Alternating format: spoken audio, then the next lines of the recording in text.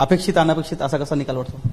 हे पहा, अनपेक्षितच म्हणावं लागेल, कारण आपण जेव्हा निवडणूक लढतो तेव्हा विजयाची तयारी करत असतो आणि ज्या पद्धतीने मतदान झालं त्या पद्धतीने हा निकाल साहजिक आहे, मी पराभूत झाल्यामुळे अनपेक्षित आहे. पण त्याहीपेक्षा जास्त बघितलं तर आपण आज देशामधले दिग्गज पराभूत झालेले आहेत.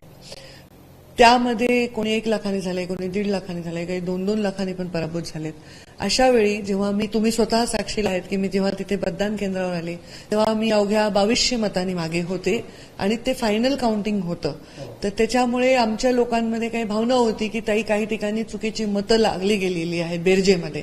म्हणजे एजंटमधून लिहिताना चुकीचं झालेलं आहे आणि एकदम थोडक्यात असल्यामुळे आणि मग बाकी 1-2 ठिकाणी रिकाउंटिंग झालं, डबल रिकाउंटिंग झालं. तर तुम्ही एक रिकाउंटिंगचा अर्ज करा असं तिथल्या माझ्या एजंट्सनी मला विनंती केली. मी रिकाउंटिंगचा अर्जही केला पण तो कलेक्टरांनी फेटाळला.